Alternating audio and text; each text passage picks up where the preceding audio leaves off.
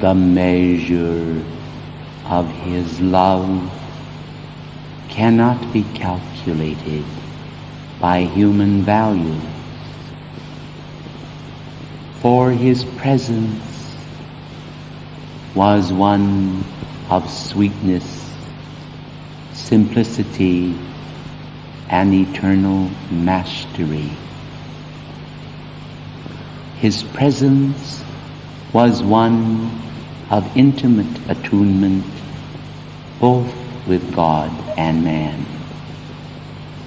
Behold what manner of man He was, and see yourself as you will be when the heavenly virtues and plan are unfolded in thee.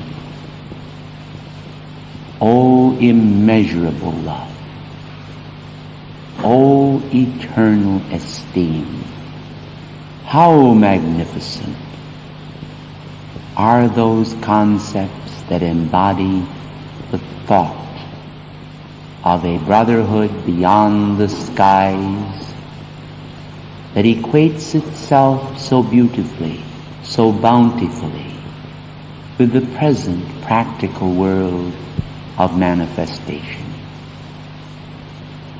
Whenever we were with the Master, it was always with the abiding sense of His consciousness outreaching beyond the stars, but never so far away that we did not feel in our heart that bond between His heart and ours, which spoke of a cup of compassion to come, a love to unfold, a virtue to understand based upon a law that we could recognize, even through those homely virtues which He so often discoursed about.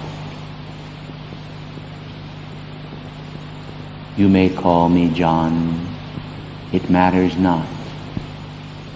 For above all things I wish to be remembered for my closeness in spirit unto Jesus, unto the sense of reality and love which He embodied, and unto the visions that He released into our minds.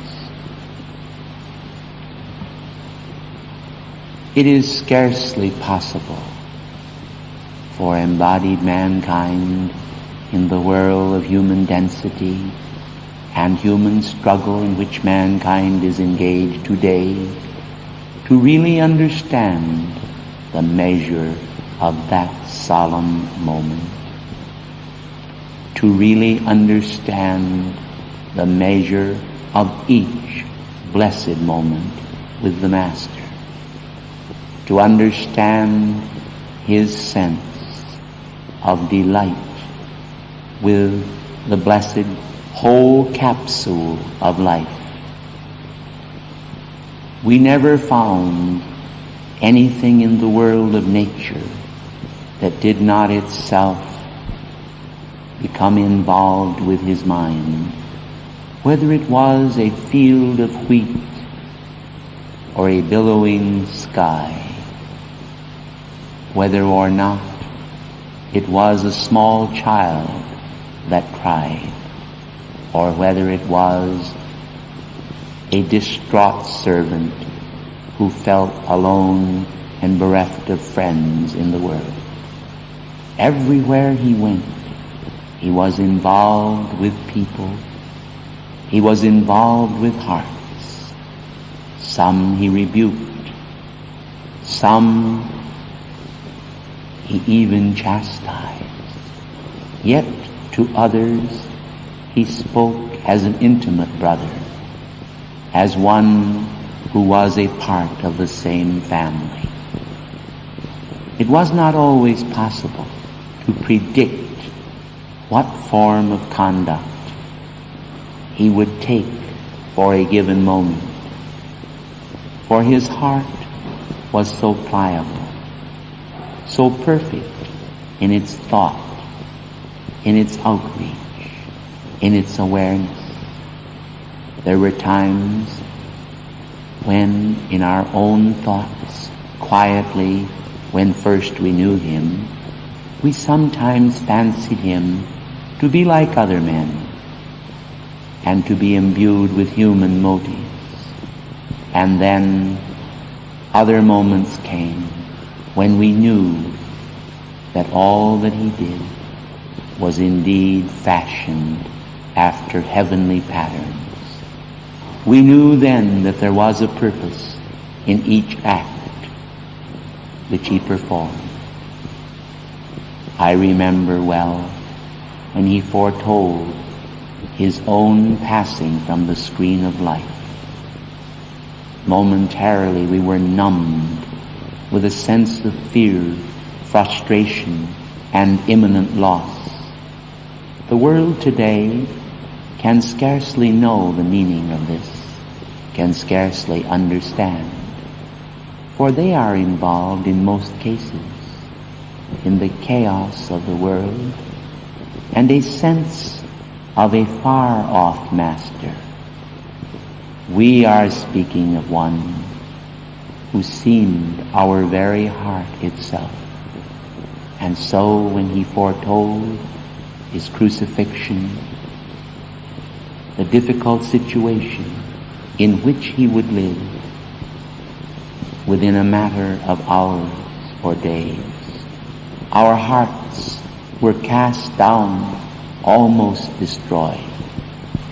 We could not believe that these things would happen to one who was truly so close to God, truly so capable of identification with nature and mastery of nature. The days passed swiftly and suddenly after his passing, and all things were fulfilled exactly as he predicted. This vision gave us tremendous confidence and awareness as we said amongst ourselves, "Behold, the Master knoweth all things." And it was so. But today mankind, having had their faith sorely tried in many ways, witnessing the weight of human discord, jangle, and confusion, do not really have the experiences that we had, because life appears to be different unto them. But, O beloved mankind, I want to tell you that life is not really different now, nor has life ever been different. It has frequently been difficult because mankind, through the great veil, through the great miasma of human concepts, has not beheld the shining face of God reality. The bounties of the blue skies have been taken so for granted. The bounties of the bread of life waving in the fields as mellow golden grain have been taken so for granted. Men do not really understand the nature of the universe. They are often filled with what appears to them to be a form of reality, and they are satisfied with such a small portion of life.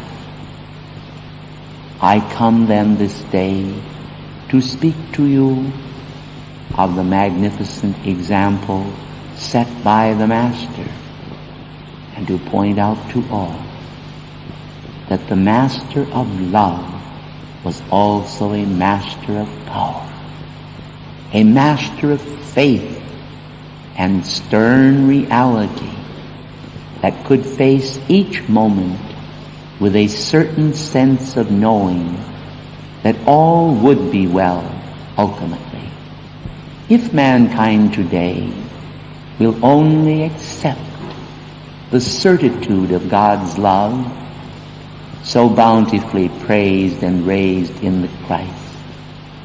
They will be able also to possess the same balance of spirit that he possessed. For did he not say of old, the things that I do shall ye do, and greater things shall ye do, for I go unto my Father? Let your hearts be lifted up to the cup of love today. And as I speak to you, let it be received with a concept within yourself of immortal love, of immortal life, of immortal hope. Let it be a flame within yourself that speaks of intimate immortality, an immortality that is your own, an immortality that is all men's. But each man must for himself make that reality of God a breathing, magnificent manifestation. It is not enough for embodied mankind to merely speculate on God's reality. They must wear it as a kimono or a shawl, as a mantle, or even a mantle flame. They must renew the covenant of their love with God. They must accept both the gentle realities of heaven and those stern realities that rebuke the human soul, because through suffering, man is sometimes blessed with understanding. If man could learn the great truths of God without suffering, it would appear to be best. But if there is no other way, beloved hearts of light, that love can be taught save through suffering, then let men learn to bear it well and wisely.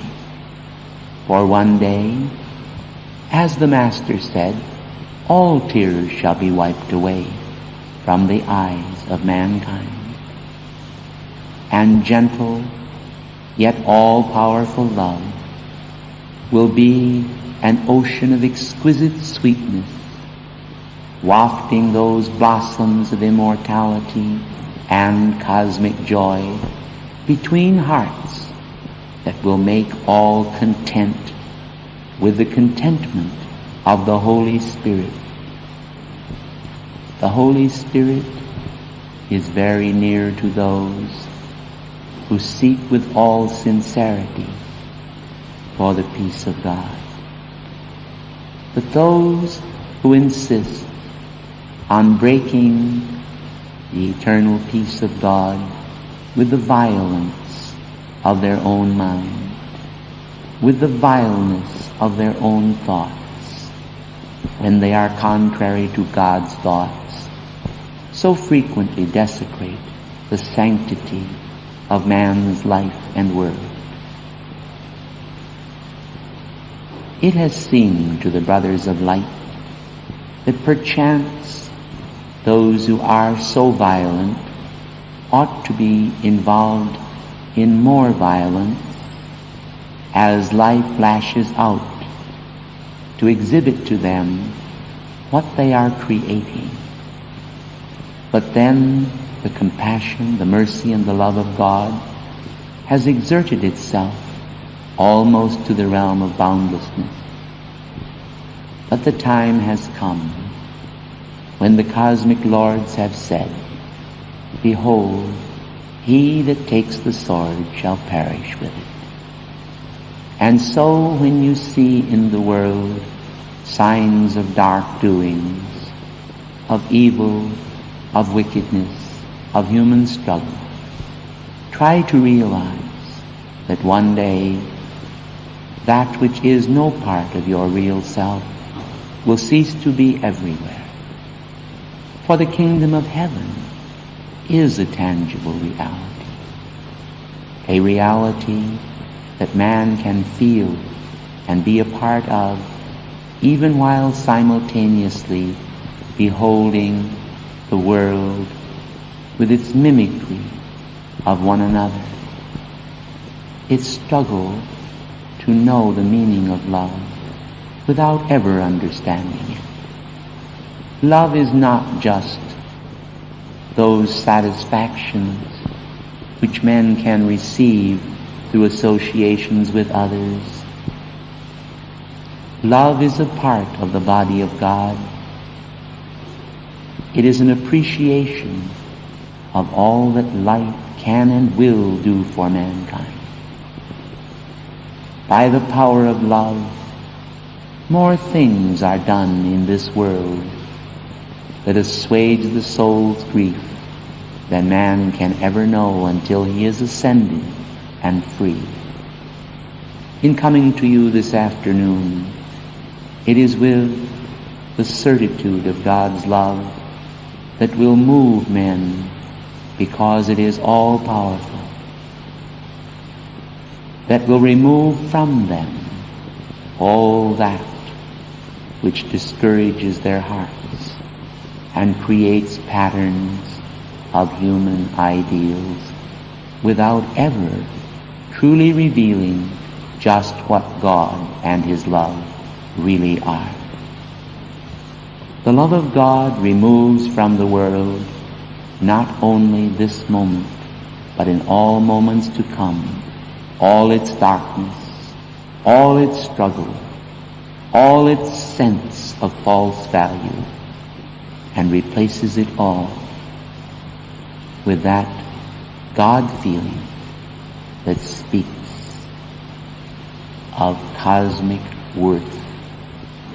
Cosmic worth is eternal worth, and it is all yours, hidden in the love of God and drawn forth magnetically as you grow in grace and the knowledge of God, as you grow in self-mastery, as you grow in gentle humility.